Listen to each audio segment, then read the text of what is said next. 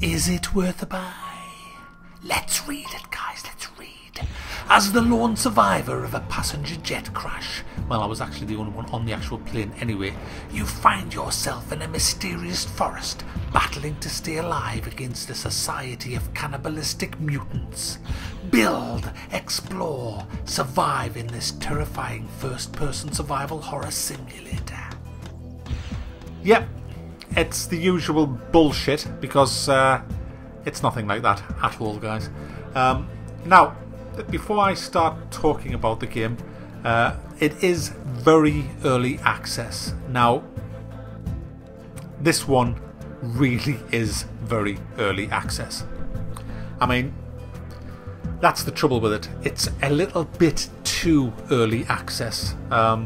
I'm all for early access games, I am, because I think it's a terrific idea, especially for a lot of these small development houses who just do not have the money to employ people to help code the game and do the graphics and the animations and the sound and everything else. So they need money, and banks aren't lending money because of the recession that's global at the minute.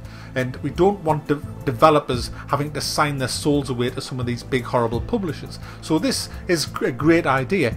However, I wish they were just a little bit more honest and did themselves a bit more of a favour, because this game is nothing like its description. In fact, at the moment, it's barely playable.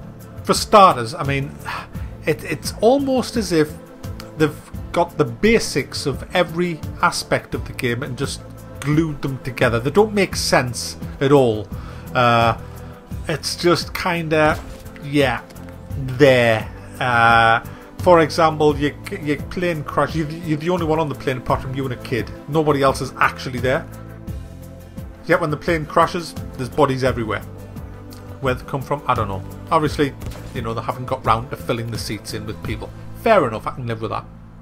You then get off your plane, and then you've got to try and scavenge around, which is fine. You scavenge around the cases and stuff like that. Then you give it an axe, and you try to chop down a tree, which is hilariously bad.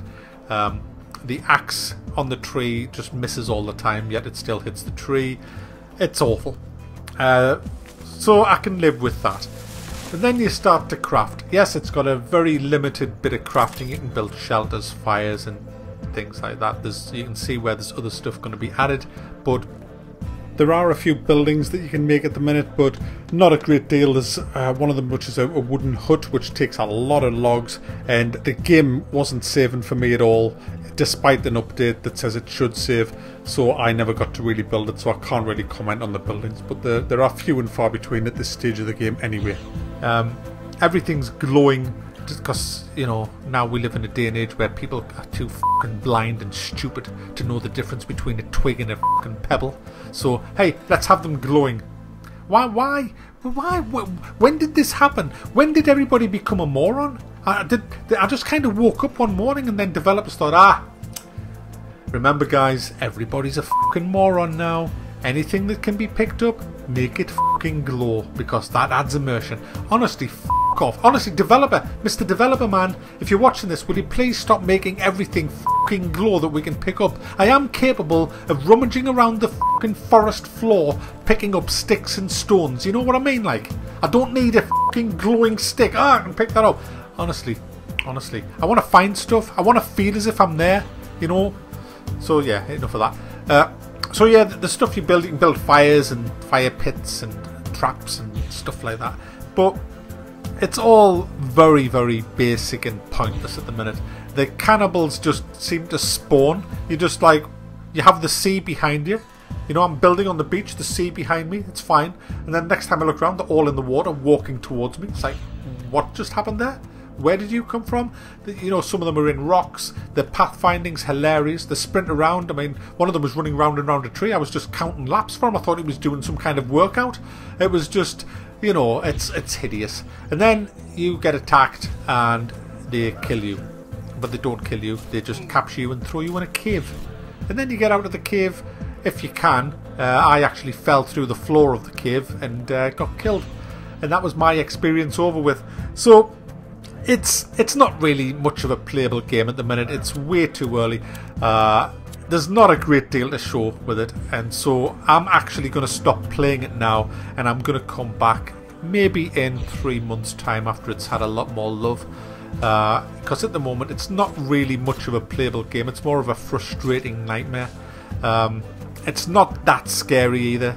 People were saying, "Oh my goodness, it's Dude, the forest, it's so scary."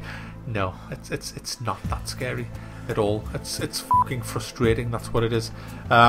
What I'll say is, if you are interested in this game and you want to throw your £10 at it in order to help the developers develop it, then go ahead, because it does look as if it could evolve into a really good game. It is only single player. There might be multiplayer coming, I don't know yet, but it does have potential, this game. It certainly does. The controls are fine. It's first person, which is great. You need first person in a game like this for the immersion. So it does have some good things ready for it. The ideas sound, it's obviously built around the ideas of Rust, 7 Days to Die, that kind of thing, the survival games. So it does have potential, but it's got a long way to go before it's anywhere near as good as Rust. So my advice is, if you want to throw some money at it to help the developers out, then go for it. But if you are looking to buy this game for £10 in the hope that you can have some really good fun with it, then keep away, because this game is nowhere near ready to be called a fun game yet. It's just riddled with bugs, and a lot of the stuff's so badly put together that it doesn't even make sense. So at the moment I'm going to give it the thumbs down, and I'm going to say no, the forest is definitely not worth a buy yet.